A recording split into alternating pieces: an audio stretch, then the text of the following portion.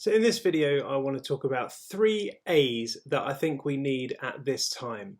Now, as I record this in the UK, there was an announcement last night to say that the ease of restrictions is going to be delayed for up to another 4 weeks until July. And I don't know how that's left you feeling, how you may have woken up this morning, what kind of feelings you may be having. But I just want to talk briefly about 3 A's that I think are quite helpful for us at this time. And the first one is one that actually I think has been needed throughout this whole pandemic and through all the decisions that have been made.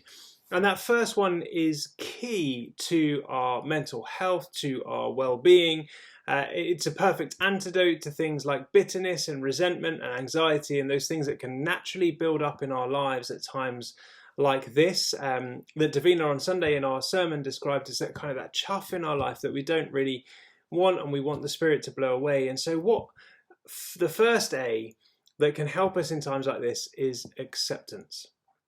Now, I'm not going to pretend that this is easy, but acceptance is something that can be crucial in times like this. We may not agree with things that are happening. We may not like the things that are happening. We may wish for something very different to be happening. We may be praying for very different outcomes. But the reality is this is how it is for now. And the sooner we're able to accept those things, the better we will be in our mental health and in our faith journey and in our approach to the things that we find ourselves facing. Now, I used to visit someone regularly who lived with motor neurons disease for 11 years. And he always had a very joyous outlook on life and was always very joyous about sort of what was going on around him, although he didn't like his condition, of course. And I often asked him how it was that he remained so positive and upbeat. And he said it was down to acceptance, that after a few months after the diagnosis, he could see that people around him who had the same diagnosis, when they were bitter and angry about it, their lifespan really wasn't that great and their quality of life was pretty poor. And so he realized that if he was able to accept the circumstances that he found himself in, he would be able to enjoy the life that he had, and he would be able to make adjustments that were needed in order to live life as fully as he could. And he found that when he came to that place of acceptance, again, he would have preferred that not to be the case. He would have wished for something different, was praying for something different. But when he was able to accept that that's how it was, he was able to live his life free of any kind of bitterness about the hand that he'd been dealt or the way things were going for him. Now, the second A we need is adaptability.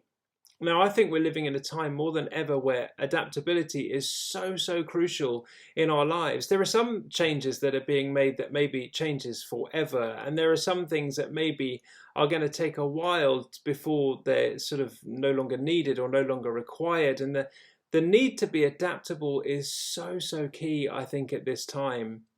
I think particularly for us in regards to our church and the church where I am, we've made plans to go back at the end of June, beginning of July, and we're still working towards those plans.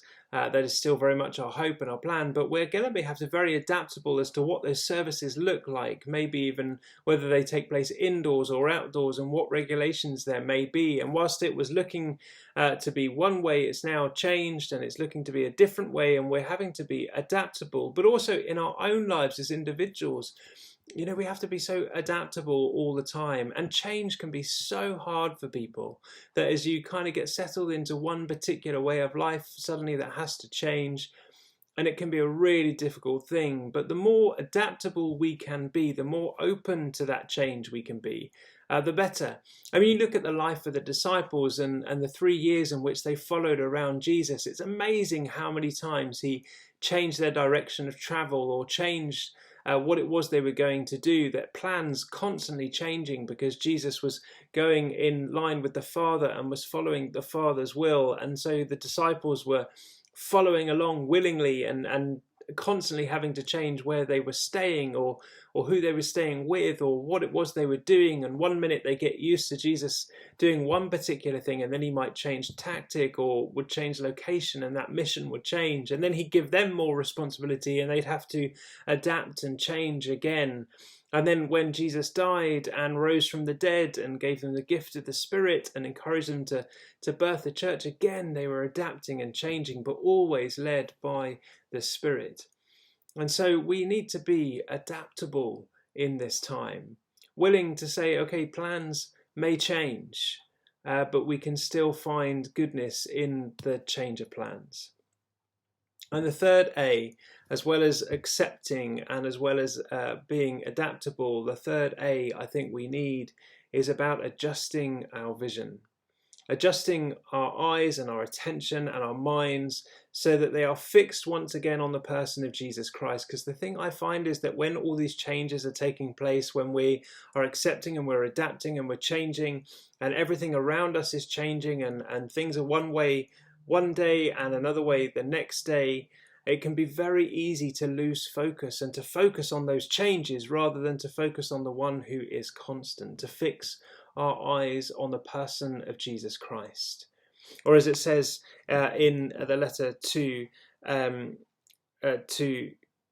Philippians, finally, whatever things are true, whatever things are noble, whatever things are just, whatever things are pure, whatever things are lovely, whatever things are good, of good report, if there is any virtue, if there is anything praiseworthy, meditate on these things. Set your mind on these things. Adjust your focus so that it's not on the difficult circumstances around you, as real as they may be, but fix your eyes on what is good and true and trustworthy and ultimately praiseworthy, which we know really is the things of Jesus Christ. Fix our eyes on Jesus Christ.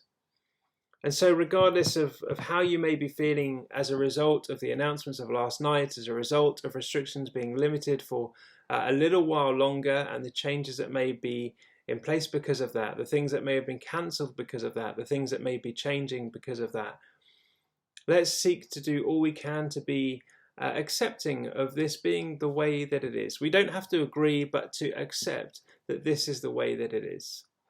And then to be adaptable to whatever those changes may bring, to be in line with Jesus, to be following Jesus wherever the circumstances take us or lead us. And then to adjust our view and to adjust our vision and to adjust our minds so that we are focused on what is good and true and right and praiseworthy, that ultimately is the person of Jesus Christ.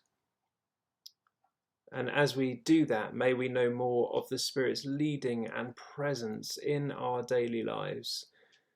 That as we accept that He is with us, that as we adjust, He is with us. As we are adaptable, He is with us. As we adjust our focus, He is with us always. He is the constant. So let's fix our eyes on Him today.